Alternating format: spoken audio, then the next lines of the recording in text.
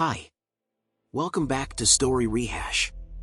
Today I will be recapping an action and comedy movie called Hancock. Warning. Spoilers ahead. The movie revolves around an alcoholic and reckless superhero named John Hancock who is imbued with flight, invulnerability, and super strength. Despite being a hero, Hancock is constantly hated by the public and the media because of his haphazard ways of dealing with crime. The movie begins with a police chase on a busy freeway in the city of Los Angeles where the police are under heavy fire. Meanwhile, Hancock is elsewhere taking a nap on a public bench and appears to be drunk. He is woken up by a little kid who shows him the live broadcast of the police chase. However, the stubborn Hancock sends the kid away and grabs a bottle of whiskey from under the bench before flying off towards the pursuit.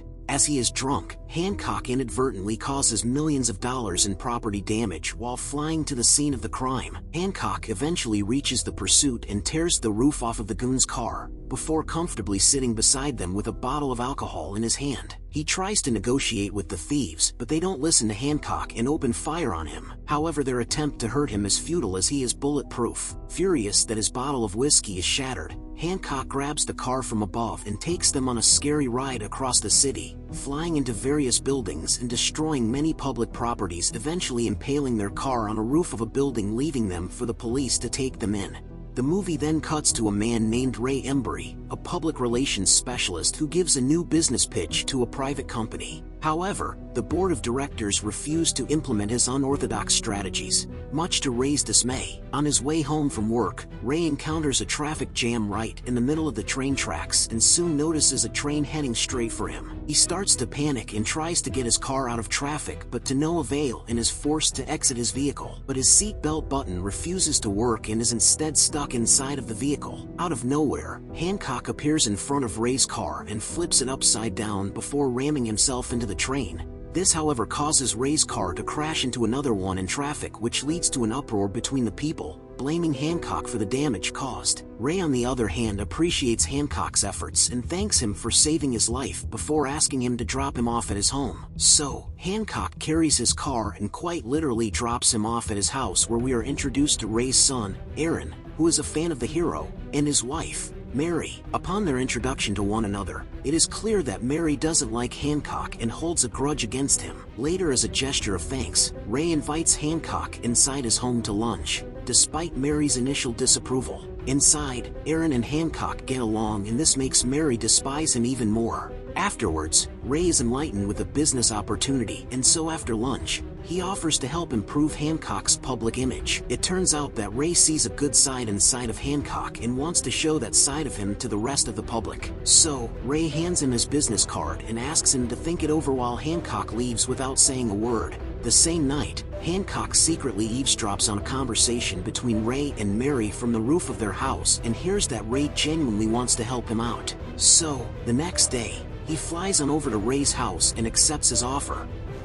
He then requests Hancock to submit a public apology to the citizens of Los Angeles, addressing all of his rash behaviors and also agreeing to spend some time inside of jail. He reluctantly agrees, and the following day, Hancock issues a public apology statement and is later sent to prison. After being locked up, Hancock soon finds out that he himself was responsible for the imprisonment of most of the inmates in there and has a hard time getting along with them. So, unable to cope with the inmates threatening him, Hancock assaults and injures them. As a result, Ray visits him and informs him that his sentence might now be increased to 8 years. This enrages Hancock and he immediately tries to break out of the prison. Ray, however, persuades him to stay inside jail and reassures him that he will be freed from jail soon enough. He then informs Hancock that the crime rates have been skyrocketing since his arrest and sooner or later the government will let him free. During his incarceration, he attends various alcohol and anger management treatment sessions and is tutored by Ray about how superheroes are supposed to act. One day, it's revealed that a bank robbery has gone awry as the goons have opened fire on the police while holding many hostages inside of the bank. So, left with no choice, the chief of police calls the station wanting to set Hancock free and calls him to their aid. Hancock is reinvigorated as he dresses up in a new costume made by Ray and swiftly flies over to the bank. There, the chief informs him of their current situation and finds out that a female officer is stuck between the gunfire, unable to get out. So, he easily walks through the rain of bullets, eventually saving her.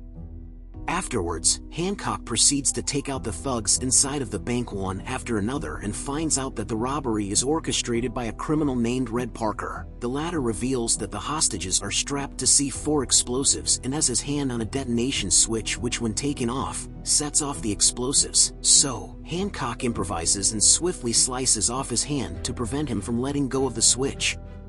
Because of his change in habits, Hancock is finally praised by the public as a hero while Ray watches through live television overfilled with joy. The same evening, Hancock has dinner with Ray and Mary. As they converse with one another, Hancock finds out that Mary is actually Ray's second wife, as his first wife died while giving birth to his son Aaron. Hancock also opens up about his past, and it's revealed that he has no recollection of his life. He can only remember waking up inside of a hospital 80 years ago, not knowing how he got there. The doctors had allegedly claimed that he had been struck by a baseball bat to the head, which might have caused amnesia, leading to his confusion about his past. Meanwhile, Mary looks at Hancock in pity, and it's visible that she is somewhat familiar with his story, acting as if she isn't. After dinner, Ray gets wasted, and so Hancock carries him to his home and puts him to bed. However, before he can leave the house, he encounters Mary in the kitchen doing the dishes. He slowly approaches her, and the tension in the air grows by the second. Then, despite Mary telling him that he should leave, Hancock leans in for a kiss. All of a sudden, Mary grabs Hancock and hurls him through the wall and through several cars, revealing that she too is a superhuman just like him. He is left in shock, and Mary later warns him not to reveal her true nature to Ray before heading back inside. The next morning, Ray is in shock after seeing a huge hole blown through his wall. Mary, however, lies and blames the damage on Hancock, saying that it was the result of his powerful sneeze. Shortly after, Hancock arrives at the place, still in shock from the previous night. While Ray is busy on a phone call with a friend, he tries to confirm his suspicions and tests Mary's body by hitting her with several household items, none of which do damage to her. After clearing his doubts, he demands to have a private talk with Mary and plans to meet at his place in the afternoon. So, Mary drives over to Hancock's place. He asks who they actually are and about their origins. Mary then claims that there were more like them in the past, sometimes called angels or gods. After refusing to reveal more information, Hancock flies towards the city, intending to expose Mary to Ray. She immediately chases after him, and this incites a violent battle across the city. Meanwhile, Ray is in a business meeting discussing his new plans for the company when the room is suddenly torn apart by Hancock and Mary during their fight. Ray then witnesses the two brawl from across the building and is in disbelief. After their fight, all three of them meet at Ray's home, where Mary reveals that Hancock was her husband several centuries ago. She also explains that their kind were made in pairs, and that the closer they are, the quicker they lose their powers and become mortals. This all comes as a shock to both Ray and Hancock, and Mary leaves the house shortly after. The same night, frustrated, Hancock enters a liquor store and proceeds to buy whiskey to cool his nerves. Meanwhile, the news in the background reports that the bank robber, Red, has escaped prison with a few other inmates. As he buys his drinks, it's revealed that the shopkeeper is being robbed and that the thieves are hiding below the counter. The shopkeeper then subtly signals to Hancock for help, and he takes down one of the two criminals. The second one manages to fire his gun at Hancock, surprisingly wounding him and making him bleed. He immediately falls to the ground and later is rushed to the hospital, where he is treated properly. A while later, Hancock's injury news circulates fast, and so Mary visits him inside the hospital. She explains that the two of them had been together for almost 3,000 years and were constantly attacked by other people, and describes all of Hancock's wounds on his body throughout history. Mary then finally reveals that 80 years ago, she and Hancock were brutally attacked in an alleyway, and that the latter was rushed to hospital. Unfortunately, the attack was so severe that his skull had been fractured, which caused the amnesia, and forgot who Mary was. So, Mary chose to leave Hancock so that he could heal faster. Ray and Aaron also enter the hospital, where they see the two talking and decide to leave them be for the time being. All of a sudden, the hospital is raided by Red and his associates, who manage to land a few shots at Mary, and she too is injured. Hancock is furious, and after moving her to a secure and safe room, he provides cover for Ray and Aaron before taking down the bad guys. However, he sustains major wounds because of his close proximity to Mary.